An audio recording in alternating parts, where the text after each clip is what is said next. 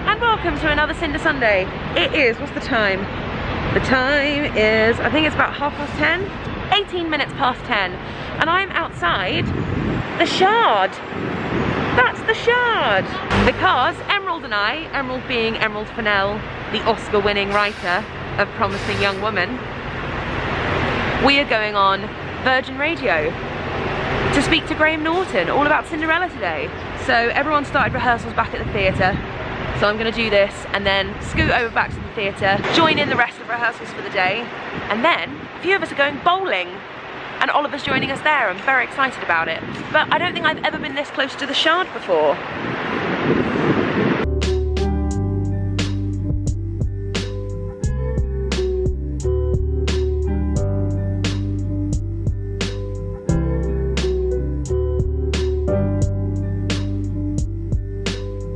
That's the end of that song, so we'll have to stop saying things we shouldn't say on radio and say things we should say on the radio.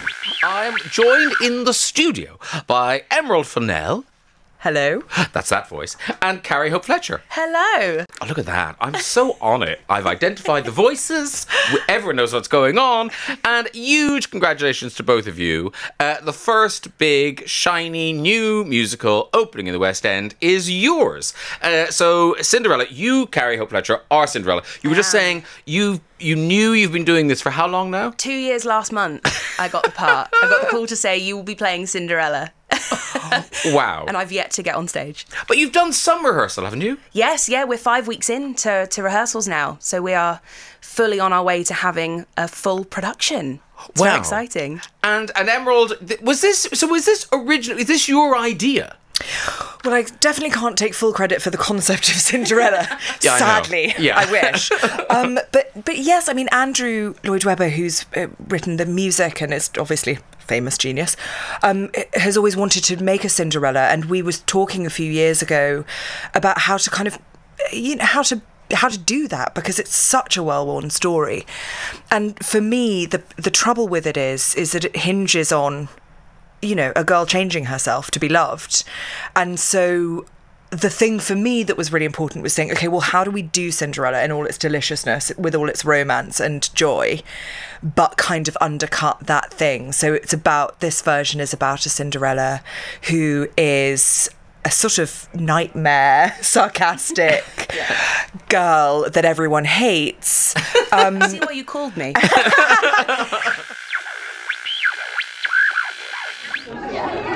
Introduce yourself. Who are you? Who do you play? Hi, I'm Georgie Castle and I play Marie. It's like a self-tape. And my question is, what would your dance move be that would win the heart of your prince at the ball? Okay, I do have a very specific move that I seduce him with, so I'm not going to do that. I think what I'd like to do, my mum calls this, not twerking, but she goes, look, I'm tweaking. Tweaking? Rodney! And you are? My name's Lauren. And you are? Well, yeah.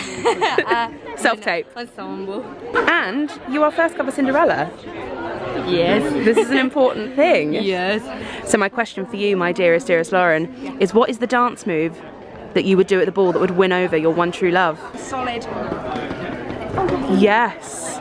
Yes. Shows I'm athletic. I like it. I like it. Shows I'm good with horses. Yep. It's got many layers. Yeah, it's good for cardio. It's a many-layered dance move. Yep. Hi, I'm Laura Baldwin and I play Adele Dazeem.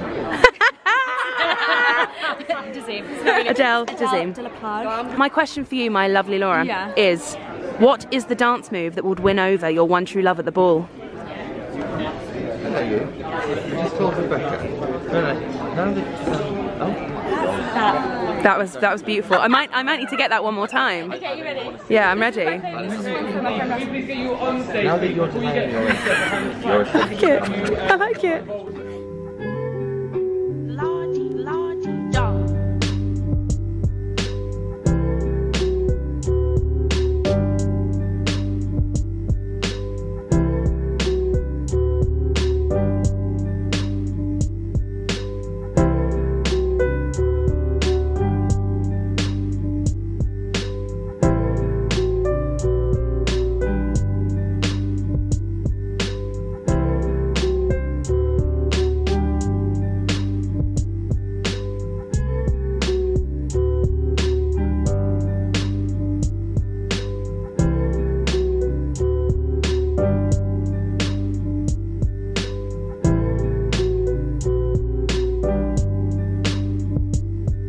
So, we are now officially in our dressing rooms.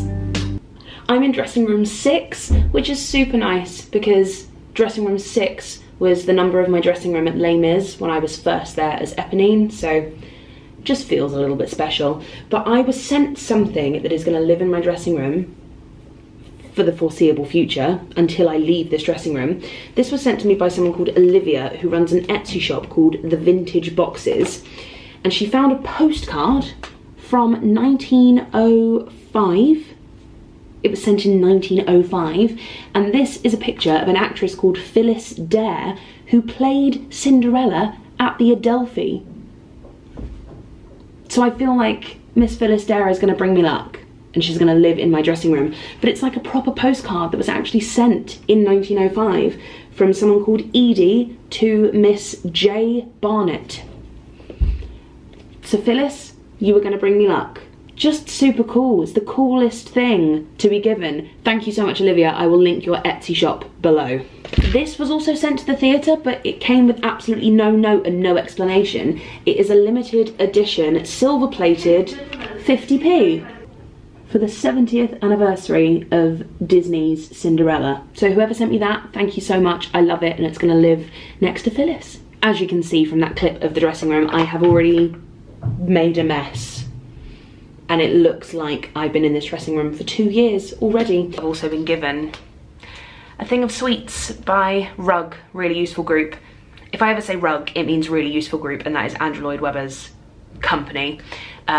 We've all been given a little box of sweets in each dressing room just to get us through Tech, which starts on Monday. Tech is when we are all in costume, wigs and microphones on the stage with all of the props and all of the set pieces for the first time. It's going to be a lot, which is why we will need the sweets, and we will be working 12 until 10 for the next 2.5 weeks, so these are gonna be needed. Introduce yourself. Who are you and who do you play? You know who I am. I am Vinnie Coyle, and I play Arthur in the show. I also, don't forget, play the baker. You also play the baker. It's very important. And you might recognise Vinnie from the concert of Les Mis. I've known Vinnie for a little while. Absolutely. Vinnie, I've got a question for you. Hit me up. I'm gonna come stand over here because my question is, at the ball, yes, what would your dance move be to impress your one true love? Oh my god, I'd give it a bit of Give it a bit of that, yeah? Yeah. Yeah. Perfect. Bad, right? You'd win me over, mate. So the Gillian Lynne is now my favourite theatre because underneath the stage there's a Coca-Cola vending machine. What? Coca-Cola vending machine? I mean, there's lots of stuff in front of it at the moment, but I'm gonna get my Coke Zero. 70p, 70p. I've got my coinage, Wait for it, wait for it.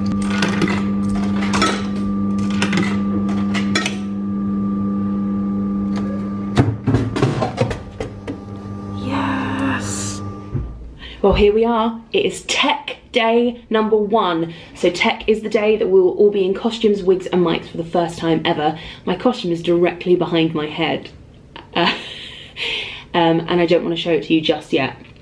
This is going to be difficult footage to film because I feel like I'm going to film it not knowing if I can show it to you, but I'm going to film it anyway, see what happens. Maybe a miracle will happen and they will let me show it to you at some point. I took a trip to the supermarket today before I arrived to pick up a few extra bits and pieces. So one of my favourite things about when I was in Les Mis was the tuck shop that the chaperone who looked after the children had in the fridge. It was like 50p for a can of Coke and 40p for a chocolate bar. But I was like, look, I don't want people paying for stuff. I am happy to stock the tuck shop. However, there is a line in the show where the godmother says, I do not deal in money, I deal in dreams. So I've said, I do not deal in money, I deal in laughter and happiness.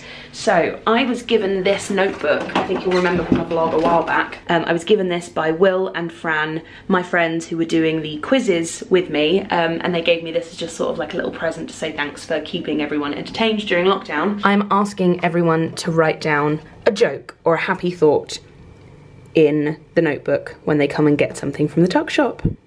So then by the end of the run, we will have a big collection of just happy things in a notebook. But this is the Tuck Shop of Dreams. I'm gonna stock it more. I mean, obviously that's just my lunch. And I'm gonna get some Diet Cokes and some normal Cokes. And this is half the chocolate in the fridge. The other half is in the cupboard because I know that some people don't like it chilled.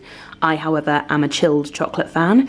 But yeah, there we go. It feels like it has been forever since I have had prep done. However, this prep is slightly different because I'm having my mic in my wig for the first time ever, but also we have trackers. So this is so futuristic, but we have little trackers on the top of my head. It's that right there on the top of my head, and it's so the lights and the sound can track me and follow me around the stage.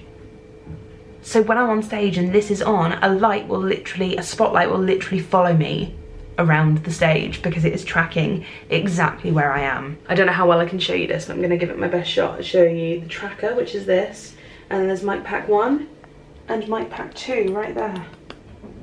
And we've got little Britney mics this time around. This is not my makeup for the show. I don't know what my makeup for the show is gonna be. We will figure that out as we go. But my wig is sat just over there and it's so exciting.